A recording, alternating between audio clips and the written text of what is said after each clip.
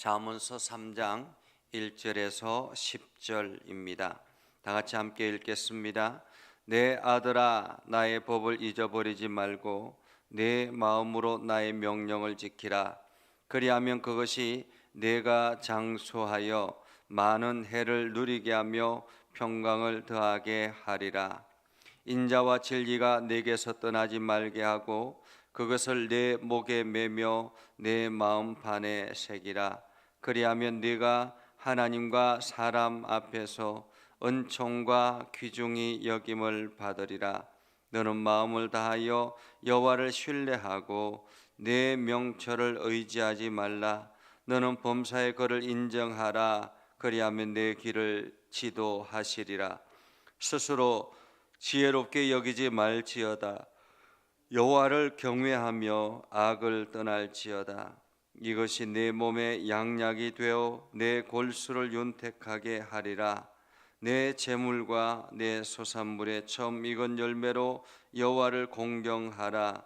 그리하면 내 창고가 가득히 차고 내 포도즙 털에 새 포도즙이 넘치리라. 아멘. 노르웨이 신학자 오 할레스비라는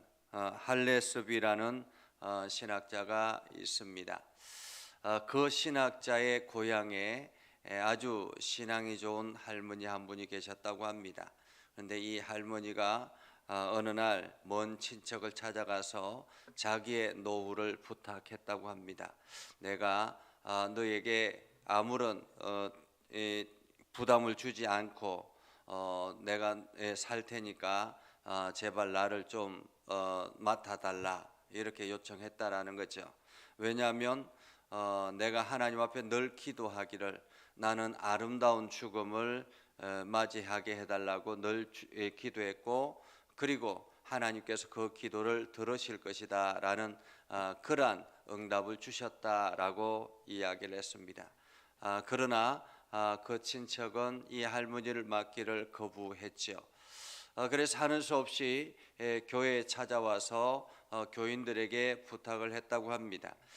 제발 나를 맡아달라, 내 노후를 맡아달라. 당신들에게 전혀 부담이 되지 않도록 나는 오로지 하나님을 찬양하고 예배하고 그러면서 아름다운 죽음을 맞이하게 될 것이다 라고 이야기를 했습니다. 그러나 어느 성도도 어떤 사람도 이 할머니를 맡으려고 하지 않았다고 합니다.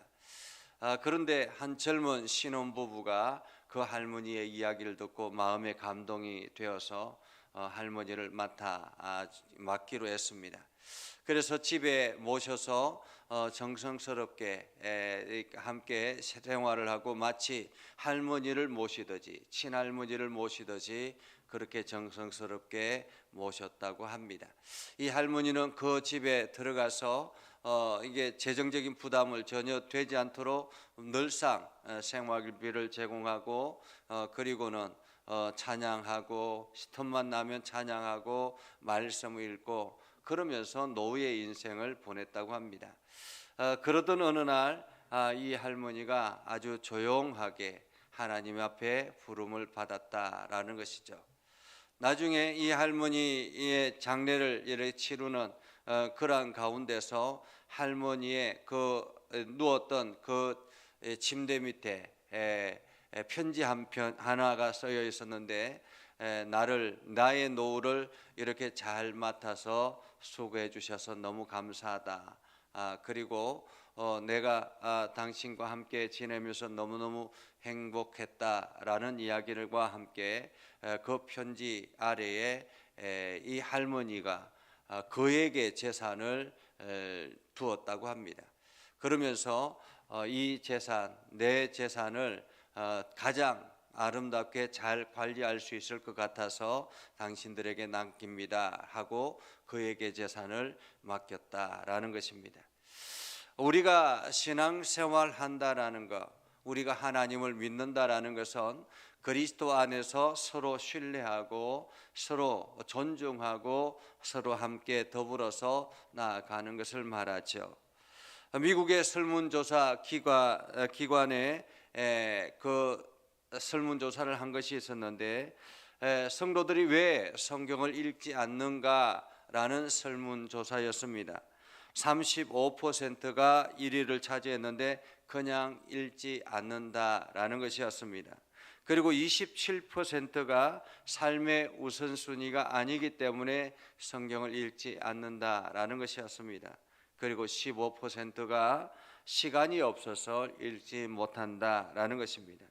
그리고 13%가 충분히 읽었기 때문에 성경을 더 이상 읽지 않는다라는 것이었습니다.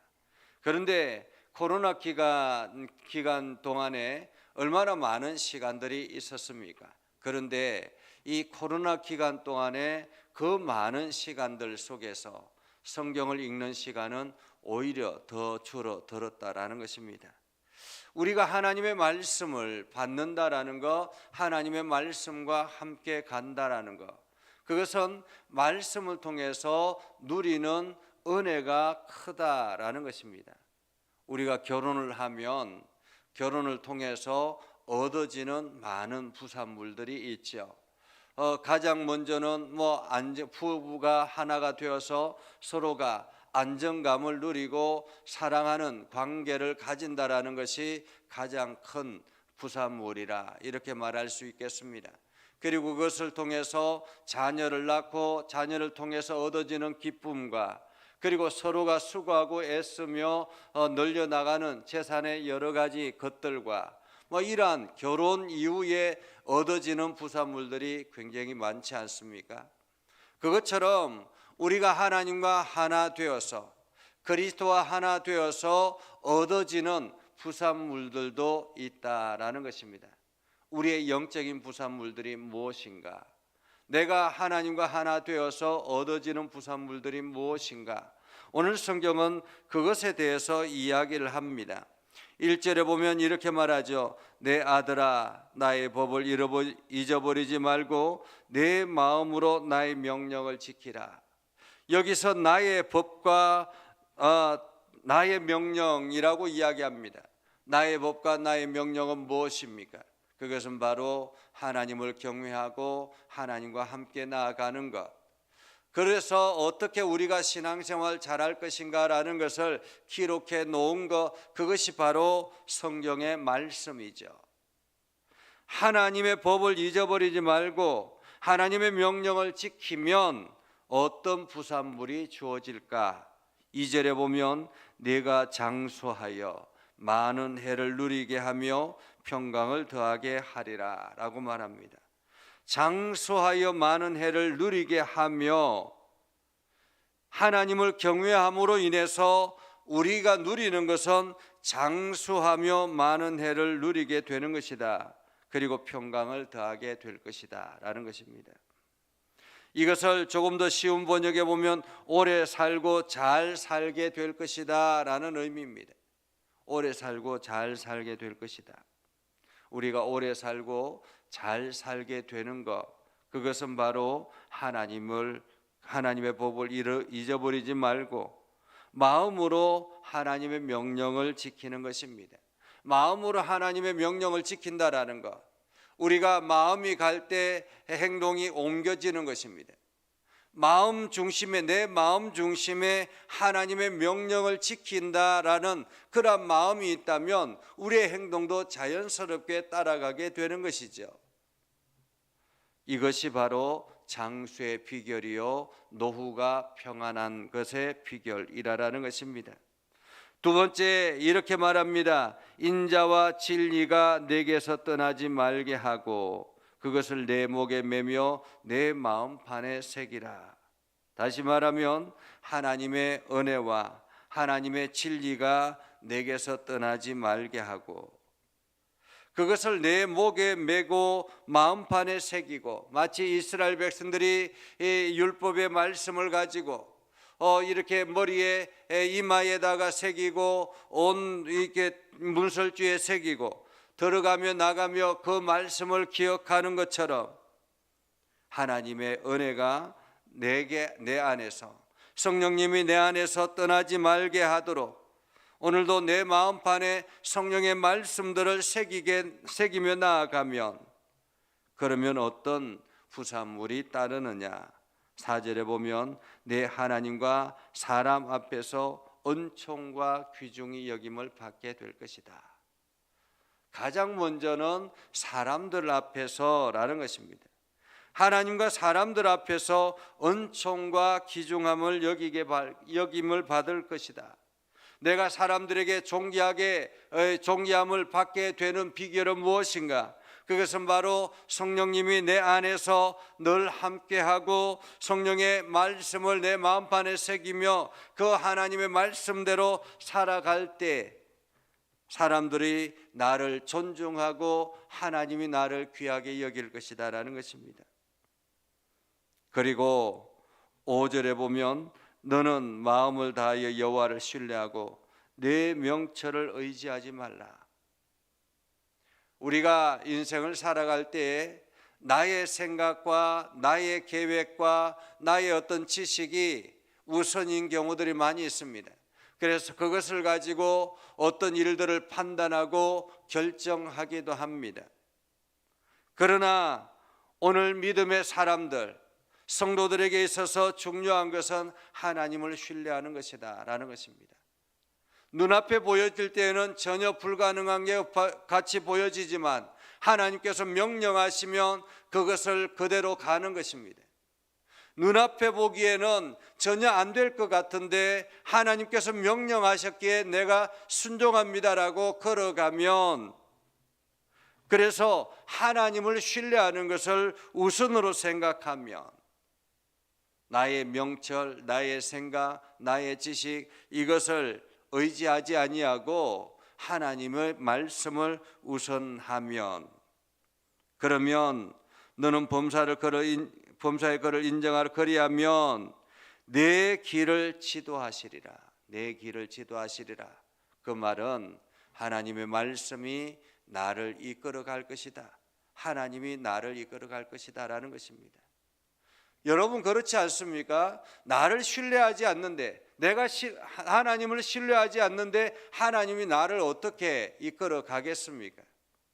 마치 소경이 그 손을 이끌어가는 사람, 그 사람을 믿지 못하는데 소경을 어떻게 이끌어 가겠느냐라는 것입니다. 하나님을 인정하라, 신뢰하고 인정하라. 그러면 하나님이 나의 길을 지도하실 것이다 라는 거죠. 그리고 스스로 지혜롭게 여기지 말지어다. 여호와를 경외하며 악을 떠날지어다 라고 말합니다. 스스로 지혜롭다고 생각하지 아니하고, 그리고 여호와를 경외하며 악에서 떠나기 시작하면 8절에 보면 어떤 부산물이 생기느냐? 내 몸에 양약이 되어서 내 골수를 윤택하게 될 것이다.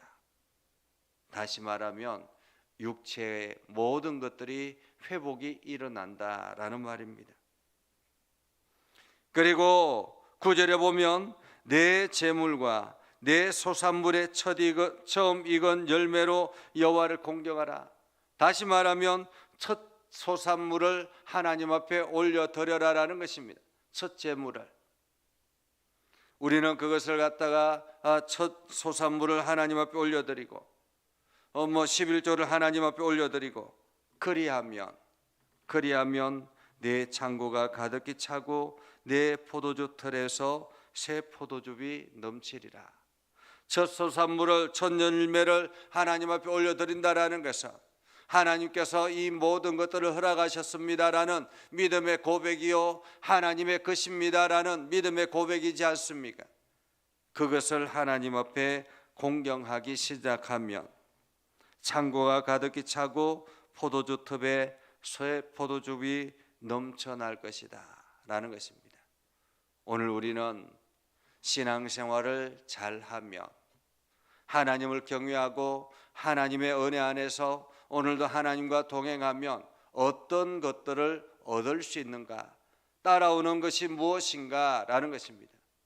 가장 먼저 중요한 것은 구원이겠죠. 내가 그리스도 안에 있으면 가장 먼저 하나님께서 우리에게 선물로 주시는 것은 구원입니다. 그러나 오늘 성경은 구원뿐만 아니라 내가 그리스도와 함께 동행하고 그리스도 안에서 머물며 그리스도의 말씀 안에 풍성하게 누리며 살아갈 때 우리의 이 땅에서의 삶이 더욱더 풍요로워지고 많은 것들을 누리게 될 것이다라고 말하고 있습니다.